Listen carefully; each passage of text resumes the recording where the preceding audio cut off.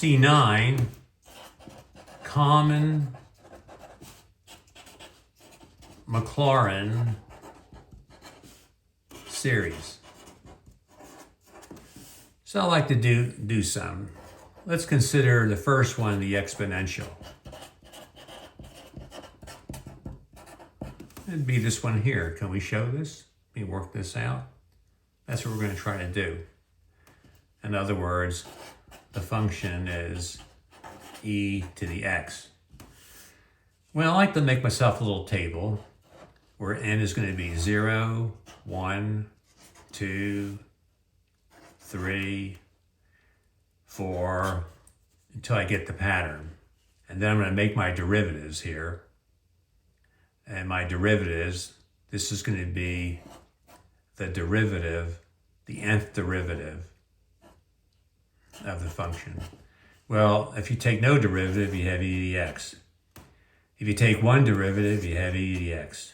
If you take the next derivative, you have e to the x. The next derivative, e to the x, e to the x. Then what I like to do is evaluate my derivative at 0, because that's the next step. You might recall here from the last section that our general formula is, if we go from 0 to infinity, we're looking at here the nth derivative evaluated at 0 divided by n factorial and then x to the n. So that's what we derived in our last section. So the nth derivative evaluated at 0, it's going to be 1, 1, 1, 1, 1, all ones. So then I like to write down what the nth term in the series is. So I need to take this result and divide by n factorial. In fact, I'm just going to divide these by the factorial. So in other words, this first one is 1 divided by 0 factorial is 1. The next one is 1 divided by 1 factorial is 1. And the next one is a 1 divided by 2 factorial. And then 1 divided by 3 factorial. 1 divided by 4 factorial. And we have it.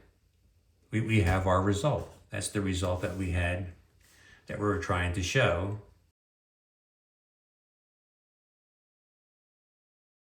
So to complete the problem, I have these coefficients, but I need to tack on x to the n, is what I need to do. So by attacking that on, I would have here, for the first term, x, this is going to be x to the 0 term is going to be involved here, which is 1. Then the x will be involved here, an x squared, and an x cubed, and an x to the 4th. And then putting it all together, I would have here 1, and then I would have here x. I would then have x squared over 2 factorial, and then I would have x cubed over 3 factorial, and then x4 over 4 factorial, and so on. And that's the result. Now let's do the cosine. So if we do the cosine and make my little table, n, it's going to be 0, 1, 2, 3, like that. And then I'm going to have here the derivatives.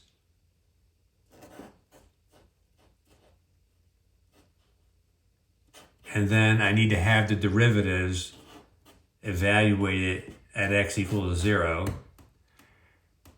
And then I'm going to figure out what the nth term is in the series, and that's going to be this column divided by n factorial. And then I'm ready to put it all together. I just didn't go down this column and hit the powers of x. Well, we'll do it. Let's work it out. So with the cosine of x, if you take no derivative, you have the cosine of x. If you take one derivative, you get minus the sine of x. If you take another derivative, you get minus the cosine. You get the derivative, the sine is the cosine, the minus sign hangs around.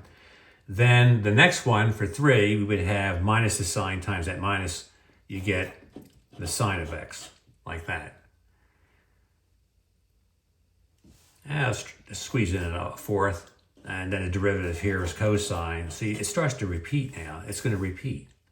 The whole pattern is going to repeat, because then the 5th one is going to be minus the sine of x. So you have here cosine minus sine minus cosine sine, but then you have cosine minus sine. The sequence of 4 is going to repeat.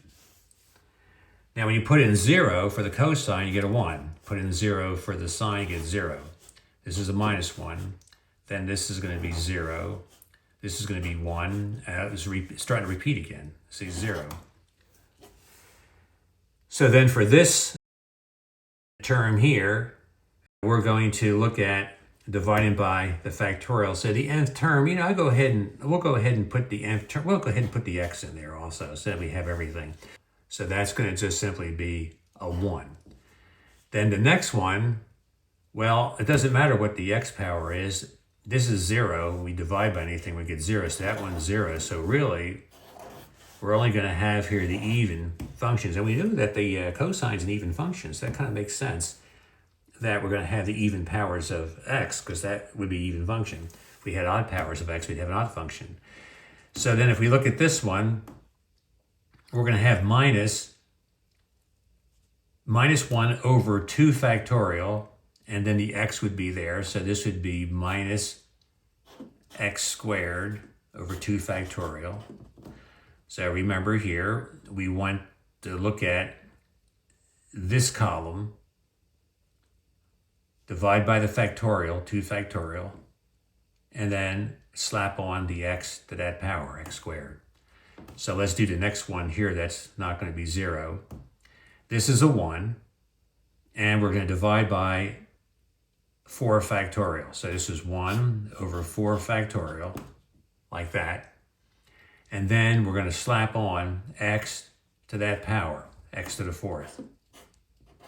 That's it. So now what we can do is simply write them down. We just simply copy them, add them up. So f of x here is going to be, in this case, well, it's the cosine of x. It's going to be equal to 1 minus x squared over 2 factorial plus x to the 4th over 4 factorial. And you pretty much guess the next one, that it's going to be a minus sign, because the whole pattern's repeating in terms of the signs, x to the 6th over 6 factorial.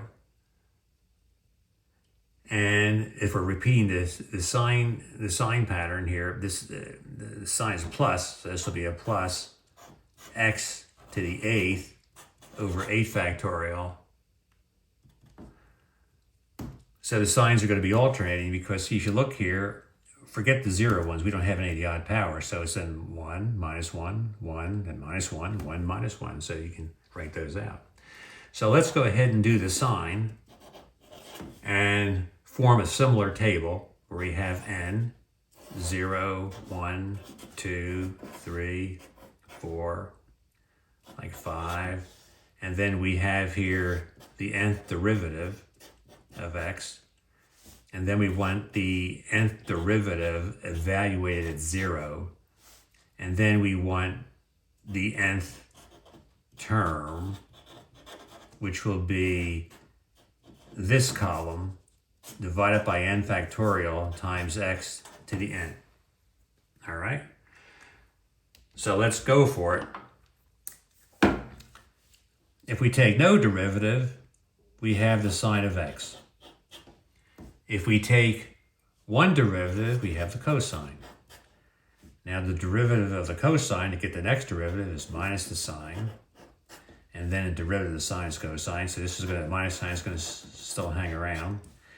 And then the derivative of the cosine brings in a minus sign. So that's going to be a plus sine of x. And once again here, we take this derivative and you can see that we're repeating this set of 4. We're going to repeat again and on and on. So basically groups of 4. So let's look at the next column here. We put in 0 for x. Well, the sine of 0, 0. The cosine of 0 is 1, sine 0, and this is going to be minus 1, 0, and then 1, and it repeats. So this is not surprising because since the sine is an odd function, we're going to have the odd powers only. So this one here, this first one would be 0 over 0 factorial, x is 0. Well, that's going to just be 0. And then here, we're going to have this divided by 1 factorial, and then x to the first power, which would be x. So in other words, x. And then this next term is 0. Say these are 0.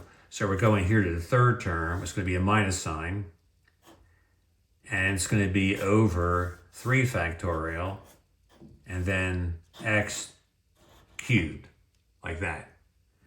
And this next one here will be 1 over 5 factorial, and that's going to be x to the 5th.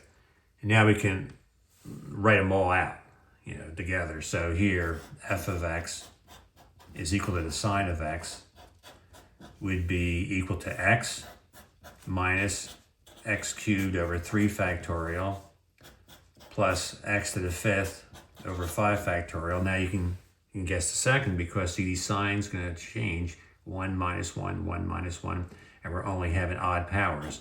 So that's minus x to the 7th over 7 factorial plus x to the 9th over 9 factorial, and so on. And that's the sign.